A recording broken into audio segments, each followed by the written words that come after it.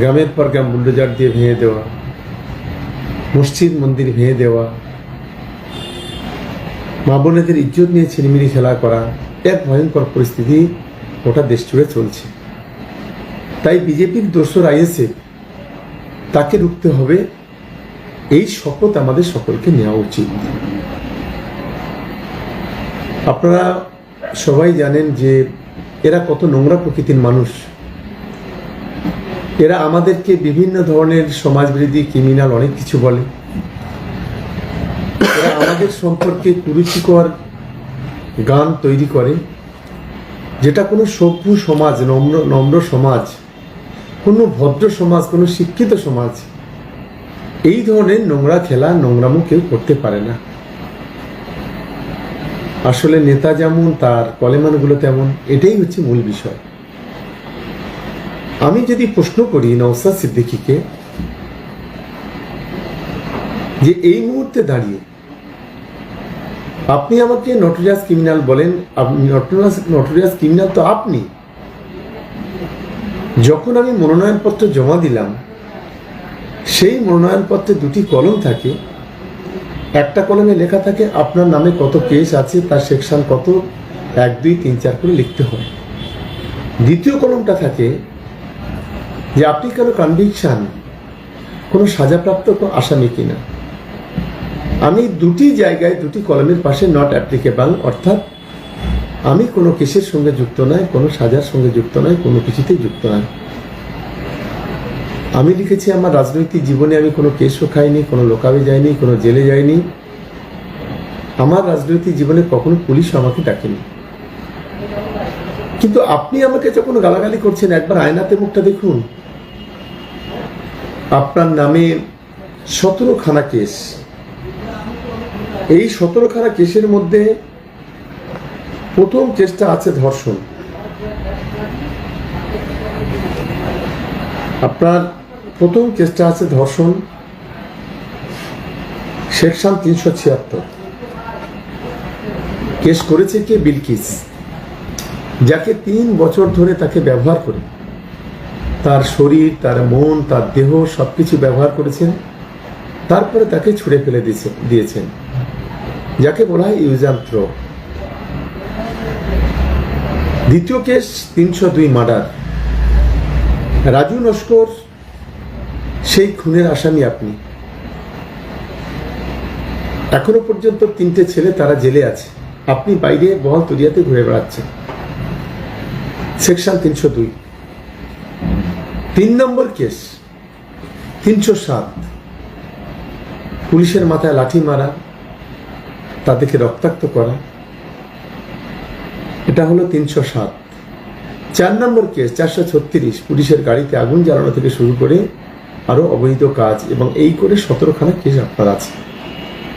তাহলে ভাঙড়বাসীর কাছে আমার আবেদন যে আপনারাই ঠিক করুন, এই বাংলার মাটিতে, ভাঙড়ের মাটিতে কে নটোরিয়াস ক্রিমিনাল, কে জঙ্গি, কে সমাজ বিরোধী। যার নেতৃত্বে আপনারা জানেন যে কাঁঠালিয়া স্কুলে সেদিন ডিসিআরসি দখল করাকে কেন্দ্র করে সেদিন গুলি লড়াই চলেছিল পুলিশের সঙ্গে। একজন অ্যাডিশনাল এসপি গুলিবিদ্ধ হয়েছিল, একজন কনস্টেবল গুলিবিদ্ধ হয়েছিল, একজন র্যাবকে অপহরণ করেছিল এই আইএসএফ। তার বিনিময়ে পুলিশ পাল্টা গুলি চালালে 3টে তরতাজা প্রাণ আইএসএফ এর ছেলে খুন হয়েছিল। আপনারা বলুন, খুব দরকার ছিল সেদিন ডিসিআরসিটাকে দখল করা? এই হলো নওশাদ সিদ্দিকী এবং তার দল আইএসএফ। তাদের মূল লক্ষ্য, মূল উদ্দেশ্য, এই হলো তাদের মানসিকতা। দ্বিতীয়ত, আমি নওশাদ সিদ্দিকীকে বলি, আপনি 5 বছরের জনপ্রতিনিধি, আর আমি 23 বছরের জনপ্রতিনিধি।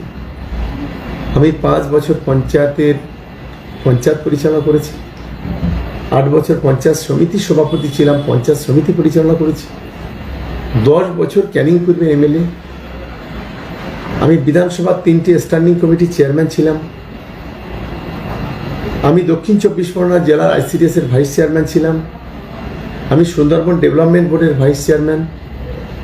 আমি জীবনতলা রোকেয়া মহাবিদ্যালয়ের প্রেসিডেন্ট।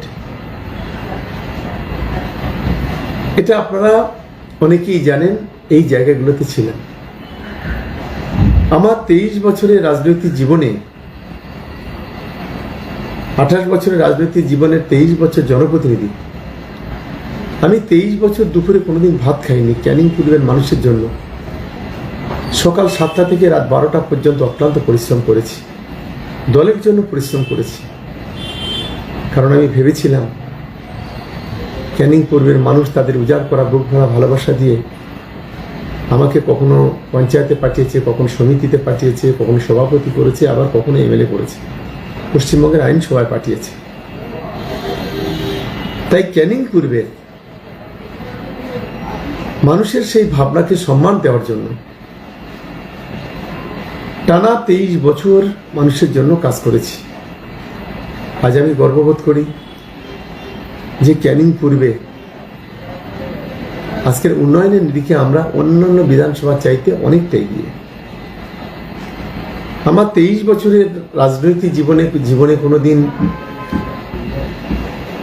ঈদের নামাজে নতুন জামা কাপড় পরিনি, আমাদের কর্মীদের কথা ভেবে। কারণ প্রথম যখন জনপ্রতিনিধি হয়েছিলাম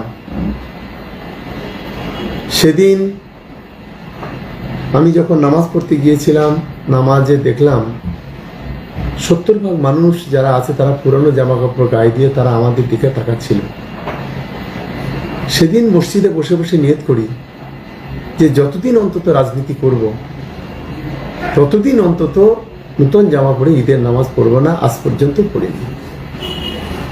আমার রাজনৈতিক জীবনে 28 বছরে আমি কখনো বেড়াতে যাইনি, সে আমার ছেলে হোক, মেয়ে হোক, স্ত্রী হোক, তাদেরকে নিয়ে। কারণ কোনো একটা ছবি হয়তো পোস্ট হবে, আমার সহকর্মীরা আঘাত পাবে,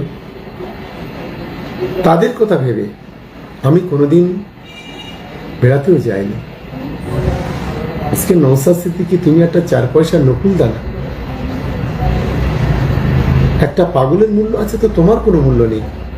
কারণ তুমি একটা মিথ্যাবাদী, কারণ তুমি একটা সমাজবিরোধী ক্রিমিনাল জঙ্গি। তুমি আমার সম্পর্কে আঙুল তোলো, নিজের এলাকায় নিজের বুথে জিততে পারো না। জাঙ্গিপাড়া বিধানসভা, এটা আপনার বিধানসভা তো নাকি? ফুলপুরা শরীফ অঞ্চল কার? আপনার জন্মস্থান। 2024 সালের রেজাল্ট যদি আমরা দেখি, মাত্র 4000 ভোট পেয়েছেন একটা বিধানসভায়, আমরা 1 লক্ষের বেশি ভোট পেয়েছি সেখানে। আপনি আপনার নিজের বুথে 137 ভোটে হেরেছেন, আপনি আপনার ভাই। লজ্জা থাকা উচিত। ভাঙড়ে কোন লজ্জায় ভোট চান? আগে নিজের বিধানসভাটা জিতুন। তা আপনারা এত জনপ্রিয়, তাহলে আপনার বিধানসভাতে এই অবস্থা কেন? এটা আমার প্রথম প্রশ্ন।